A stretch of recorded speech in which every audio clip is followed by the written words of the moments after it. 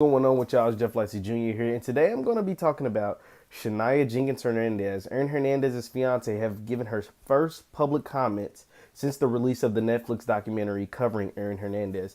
And in the comments, she spoke with Good Morning America, and in her comments, Shania basically said the one thing that she wished would have been left out was the whole bit about the sexuality, right? Because Aaron isn't here to defend himself, or Aaron isn't here to speak upon what was being said about him. And the only person that can really talk about that, even though she was engaged to Aaron, is him.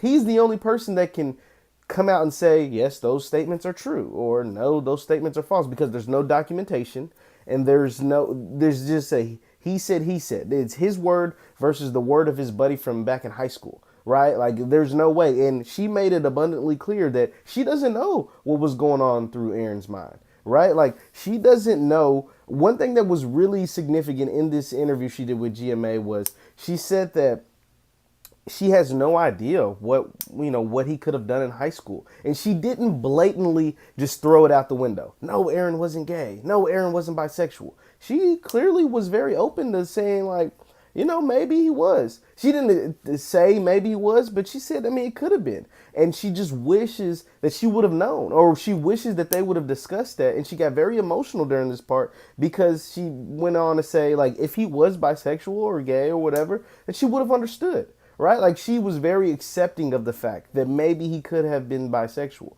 The one thing that I told you in my previous video that I didn't like was that they focused so heavily on this, right? And all they brought in this guy that hadn't spoken to Aaron since he was a junior in high school, admittedly hadn't spoken to Aaron, said they had had some sexual encounters in high school, but hadn't spoken to him since he was a junior. And they brought in this guy that played for the Patriots, that played in the NFL, that was gay. Now, they didn't say if he and Aaron were teammates or anything ever went down between he and Aaron, but that was it. But they were very heavily focused within this documentary.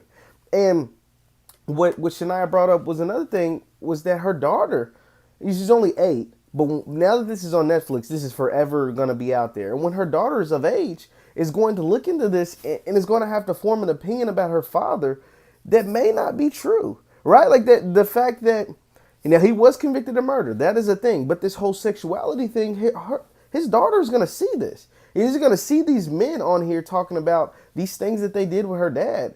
And she's going to have to, like, come up with a conclusion of a bunch of empty statements.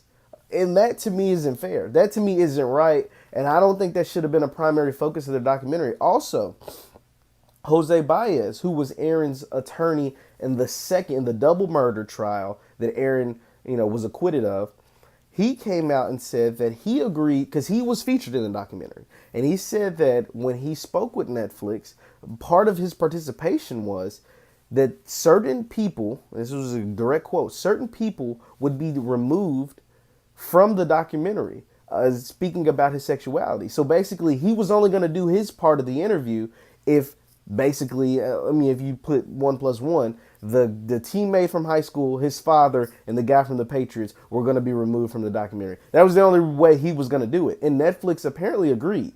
And obviously they went back on that because the people were a part of it. But I think that is very significant as well. Now, obviously, it's Netflix documentary. They're going to tell you whatever they want to tell you to make sure you're in it and they want your side, or, because it makes their documentary better, makes it more cool, gives them more depth. But like I said, having that part about that sexuality and not having Aaron here to defend himself is, I don't know. I don't like that. I didn't like that, and I told you guys that in my first video. And now Shania, the fiance and the mother of Aaron's child, is coming out and saying the same thing.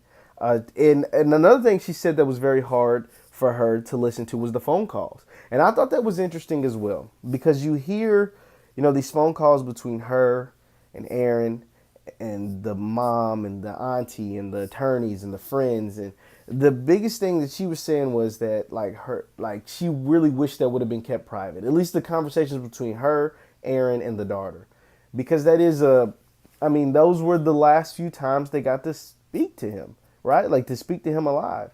And that is very significant when it comes to, getting over. He said it brings back pain. And I can only imagine a documentary like this bringing back a lot of pain to someone who lost someone, and they were incarcerated when they lost them. I don't know. You guys let me know what you think. Do you think that the sexuality thing should have been left out? I know we talked about this previously, but now that we're hearing the comments from Shania Jenkins Hernandez, she basically has come out and said that I don't like that was in there. The attorneys come out and said he didn't like that was in there. And I've told you already that I didn't like that it was in there.